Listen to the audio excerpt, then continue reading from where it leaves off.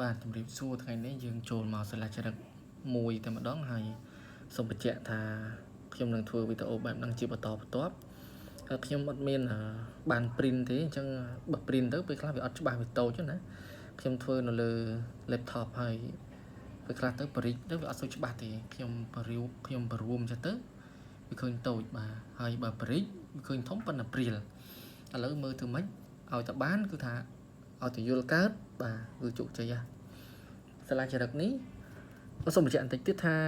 ផ្ទាំងដែលផ្ដិតមកនេះមិនមែនជាសាលាចរិតទេគឺជាផ្ទាំងដែលគេយកទៅផ្ដិតនឹងសាលាចរិតបាទយកกระดาษរបស់យើងនឹងទៅផ្ដិតប៉ុន្តែមិនមែនกระดาษធម្មតាទេណាกระดาษសម្រាប់ផ្ដិតនឹងយើងអាចប្រើกระดาษគោមក៏បានដែរប៉ុន្តែกระดาษគោមវាស្ដើងហើយវាផុយរលុះគេច្រើនតែប្រើกระดาษពីបរទេសមកស្រុកខ្មែរយើងដូចជាអត់ទាន់មានกระดาษហ្នឹងឯងបាទខ្ញុំអត់ច្បាស់ថាមានលក់នៅណាណាប៉ុន្តែតាមដឹងមកគឺអត់ទាន់មានទេមានពីបរទេសមកបាទអញ្ចឹងនេះគឺជាกระดาษដែលគេបានផ្ដិតនៅលើសាលាចរិតដែលខ្ញុំបានបង្ហាញហើយវីដេអូផ្ដិតហ្នឹងយើងធ្វើតិចទៅសកត់វាចូលទៅក្នុងសាច់ថ្មទៅហើយចាំយើងវាយទឹកខ្មៅដល់ពេលដែលវាយទឹកខ្មៅទៅអាផ្នែកខ្មៅហ្នឹងគឺវាដាននឹងអស់ដោយសារអីវានៅលើវានៅជាប់សាច់ថ្មណាប៉ុន្តែផ្នែកអក្សរនេះវាត្រុតផុងចូលទៅក្នុងអក្សរទៅហើយយើងផ្ដិតទៅយើងឃើញបែបហ្នឹងហើយបាទអញ្ចឹងសូមកុំច្រឡំនឹងកុំឆ្ងល់អីបាទងាយទេណាបាទគ្រាន់តែយើងធ្វើការបច្ចេកទេសរបៀបរបបអីនៅក្នុងការផ្ដិតហ្នឹងផ្សេងគ្នាតាមប្រភេទថ្មតាមអាយុកាលហើយមានបច្ចេកទេសបន្តិចតួចទៀតផងដើម្បីថែរក្សាអាយុកាលរបស់សាលាចរិតហ្នឹងឲ្យបានកាន់តែវែងណាមិនមែនចេះទៅដល់បាញ់ទឹកផ្ដិតហើយវាយតប់ដំឆ្កឹះឆ្កៀលអត់បានទេបាទខូចតួអក្សរខូចតែបន្តិចហ្នឹងគឺខូចហើយឧទាហរណ៍ដូចជានៅកន្លែងនេះមានស្នាមនេះបាទហ្នឹងមាន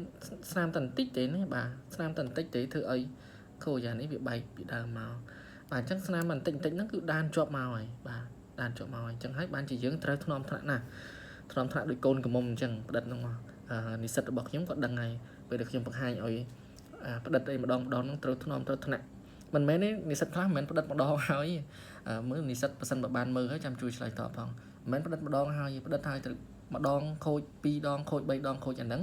យើងមិនមែនទៅផ្ដិតនៅសាលាចរិតដែលពីបុរាណមកទេគឺហាត់សមយើងរៀនចាហើយយើងរៀនផ្ដិតនៅអីដែលយើងបានចានោះបាទអញ្ចឹងទៅយើងអាចធានាបានណាយើងអាចធានាបានថាផ្ដិតប្រមាណដងក៏វាអត់ចេះខូចដែរហើយទូខូចក៏អត់មានបញ្ហាអីដែរព្រោះយើងចាខ្លួនឯងយើងផ្ដិតខ្លួនឯងបាទយើងគ្រាន់តែសមប៉ុណ្្នឹងហើយអីដែលជាបញ្ហាមួយទៀតខ្ញុំសូមនិយាយឲ្យព្រោះកុំឲ្យវែងឆ្ងាយណាបាទកុំឲ្យទៅនិយាយពាក់កណ្ដាលវីដេអូឬក៏ពាក់កណ្ដាលមេរៀនបុរាណលោកសរសេរអក្សរមិនធំទេបាទមិនធំទេហើយទំហំអក្សរហ្នឹងថាបើប៉ុនយើងប្រហែលជា18 21ឬក៏បើធំពេកទៅអាចដល់24អីណាតាមហ្វុនទេហ្វុនខ្លះឃើញតូចហ្វុនខ្លះឃើញធំហើយបើហ្វុនខ្លះទៅដាក់តែ24ឃើញធំហើយប៉ុន្តែហ្វុនខ្លះឃើញ24នៅតូចហើយតោះថែម30អីស្មើប្រហែលប៉ុណ្ណឹងទេមិនធំទេប៉ុន្តែខ្លះក៏ធំប៉ុនមេដៃដែរមានដែរណាបាទមានដែរហើយធ្វើទៅទូទៅវិញហើយប៉ុន្តែលោកយកអីចាណាបាទគឺយកដែ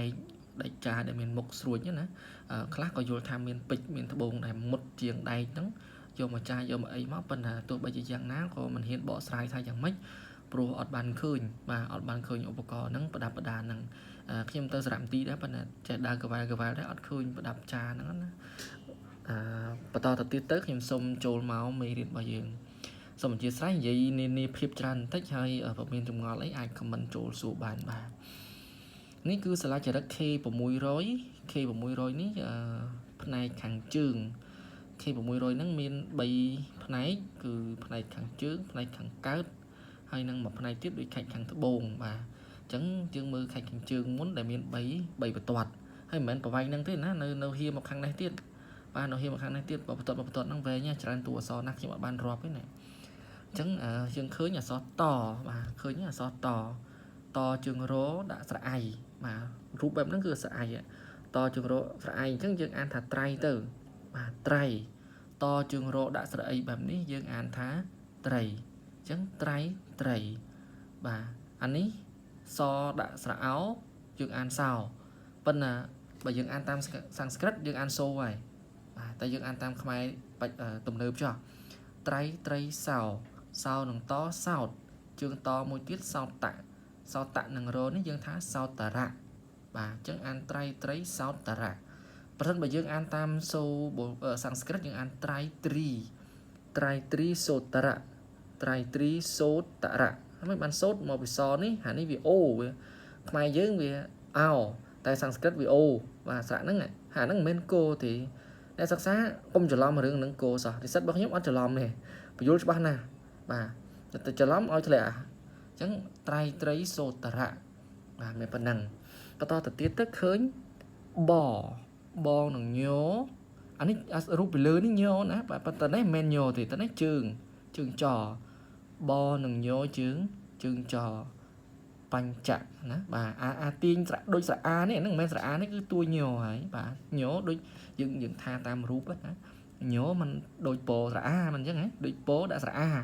អាញោបុរាណហ្នឹងអញ្ចឹងដូចតែគ្នាហ្នឹងមានតោះអីប៉ុន្តែថាញោគឺញោណាពោស្រៈអាគឺពោស្រៈអាមិនមែនរឿងមួយដូចគ្នាទេប៉ុន្តែយើងសម្គាល់បាទយើងសម្គាល់បញ្ចៈដឹងហើយបញ្ចៈហើយបានអានេះដូចអក្សរគោទៀតណាអ្នកច្រឡំច្បាស់ជាអានកតៈហើយបាទតែមិនមែនទេអក្សរសហៅអក្សរគោណាខ្ញុំបានបង្ហាញកាលពីមុនហើយខ្ញុំជឿថាបានមើលអក្សរក្រមអីហ្នឹងខ្ញុំទៅសេនៅក្នុង Facebook ច្រើនហើយខ្ញុំក៏អាប់ឡូតចូលក្នុង YouTube ខ្លះដែរប្រសិនបើចង់បន្ថែមឡើងវិញណាអក្សរក្រមខខខខងស្រអាស្រអីហ្នឹងអញ្ជើញចូលទៅក្នុង YouTube ហើយអូស scroll តិចទៅឬក៏នៅក្នុង Facebook ក៏បានដែរ scroll ទៅក្រោមតិចទៅហើយបើសិនបើចង់បានជាវីដេអូអញ្ចឹងចាំខ្ញុំតម្លាក់ link មួយហើយឲ្យចូលនៅក្នុង Telegram របស់ខ្ញុំហើយខ្ញុំតម្លាក់វីដេអូទាំងអស់ចូលក្នុង Telegram ហ្នឹងរក្សាទុកបាទហើយអាចយកទៅប្រើប្រាស់អីបានណាក្នុងការរៀនសូត្របាទអត់អីទេតទៀតទៅសត្តៈបាទសត្តៈសកៈបរិក្រះបាទបរិក្រះហើយឃើញតែបរិក្រះហ្នឹងហើយអានេះអត់ឃើញអីទេប៉ុន្តែយើងឃើញពាក្យក្រោយទៅទៀតទៅយើងឃើញអក្សរហណាបាទអក្សរហអញ្ចឹងឃើញបរិក្រះអាហ្នឹងហៈបាទអាហ្នឹងថែមខ្លួនឯងអញ្ចឹងព្រោះទៅនឹងឃើញមានពាក្យក្រហៈអញ្ចឹងដែរបរិក្រហៈតជើងរៈត្រៈនឹងយៈត្រៃយើងអានតាមខ្មែរបាទអានតាមខ្មែរត្រៈនឹងយៈត្រៃអូសំទោសអានតាមសំស្ក្រឹតត្រៈនឹងយៈខ្មែរប្រកបត្រៃតាមគេបើគេអានមិនត្រយៈអញ្ចឹងទៅណាបាទអញ្ចឹងខ្មែរអានថាត្រយោបាទត្រៃយោខ្លះក៏គាត់អានថាត្រៈយោក៏ត្រៈទៅបើខ្ញុំចូលចិត្តអានថាត្រៃយោជាងណាព្រោះតជាងរៈត្រៈនឹងយៈត្រៃយោស្រអោយោត្រៃយោទះស៊ីបាទត្រៃយោទះស៊ីនៅតំណេះមានពាក្យកេតមួយទៀតណាខ្ញុំបរិតិបាទនេះត្រៃយោទះស៊ីកេតបាទអញ្ចឹងខ្ញុំសូមប្រែជូនមកបន្ទាត់នឹងសិនមកបន្ទាត់ខ្លីទេមិនទាន់បានតអីទៀតទេចាំវីដេអូក្រោយទៅព្រោះដូចវែងដែរនេះខ្ញុំថាធ្វើមកផ្លែតទេឥឡូវវែងហើយត្រៃស័កនេះត្រៃនេះ3ត្រីនេះ3យើងគិតតែប៉ុណ្្នឹងមិនគិតអីច្រើនទេត្រៃ3អានេះ3អញ្ចឹងវា33ត្រីស័កដល់ទៅពេលតនេះឧត្តរៈបន្ថែមដោយបំពេញដោយបង្គ្រប់ដោយឬក៏លើសដោយប្រមាណបញ្ចសត្តៈនេះប្រមាណបញ្ចៈចំនួន5សត្តៈនេះគឺ100អញ្ចឹងប្រមាណមិនមែន105ទេបាទមិនមែន105ទេគឺ500ហើយខ្មែរយើងបុរាណខ្មែរយើងគឺរាប់លេខដេញទៅអញ្ចឹងហើយអញ្ចឹងស្មើប្រមាណ533បាទគឺត្រូវនឹង533នៃមហាសក្ការៈនេះគេដាក់ថាសកៈនេះបរិបូរណ៍ហើយឬក៏កំពុងស្ថិតនៅអីចឹងទៅណាបាទត្រៃយោបាទនេះបរិក្រហៈនេះត្រៃយោត្រៃយៈហ្នឹងត្រៃថា3ទះស៊ីគឺ10អញ្ចឹងត្រៃយោទះស៊ីគឺ13កេតនេះយើងអានថាកេតតាមសូរបុរាណឬខ្មែរយើងបច្ចុប្បន្នថាកើតអញ្ចឹងគឺថ្ងៃ13កើតបាទខ្ញុំសូមបញ្ចប់ប៉ុណ្ណឹងសិនហើយសូមជួយshare ផងទៅប្រសិនបើមានចម្ងល់អីអាចតម្លាក់នៅក្នុង comment បានបាទមានមតិចូលរួមខ្ញុំទទួលបាទសូមអរគុណ